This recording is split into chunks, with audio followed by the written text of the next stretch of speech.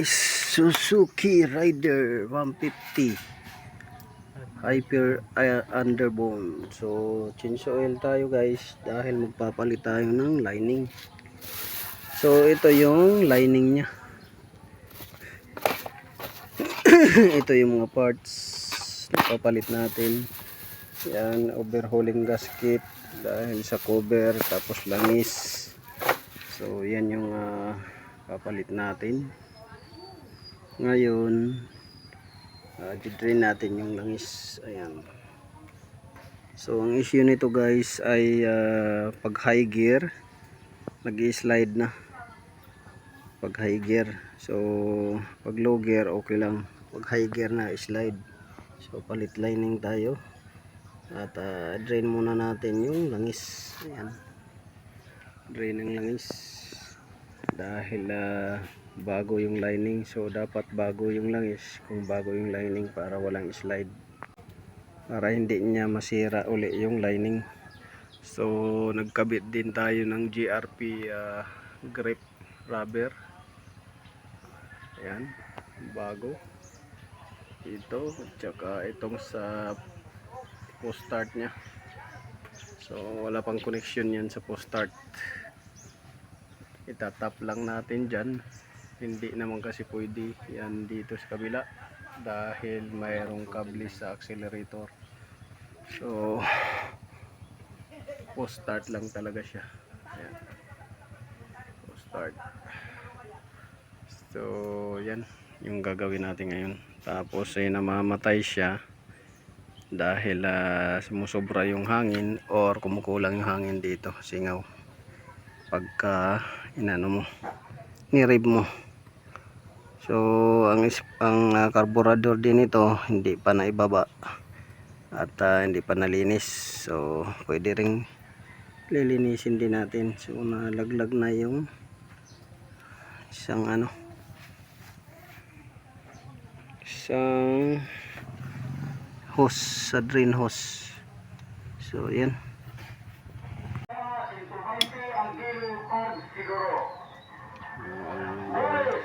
Sa 120 ang kilo pag siguro. Boris, sa 120 ang kilo pag Libot.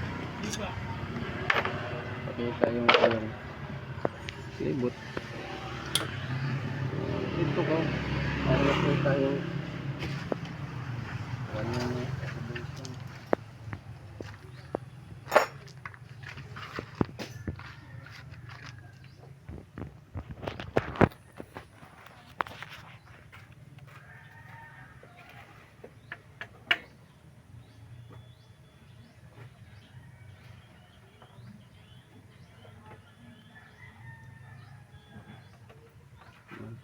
Ina?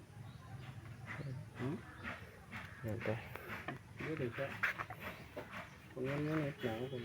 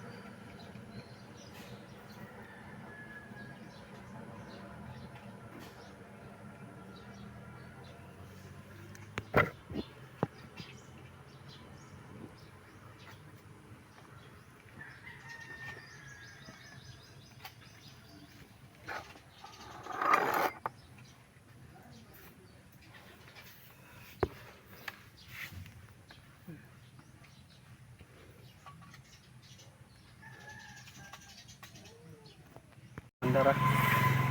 Andara. Andara.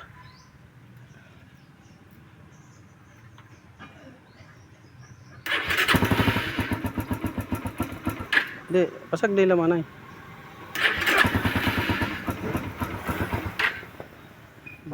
Sige.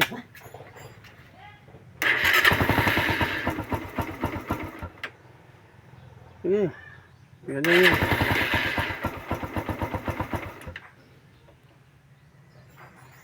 Sige.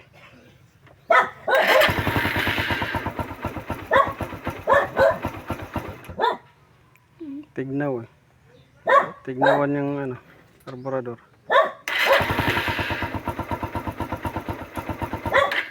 Sige.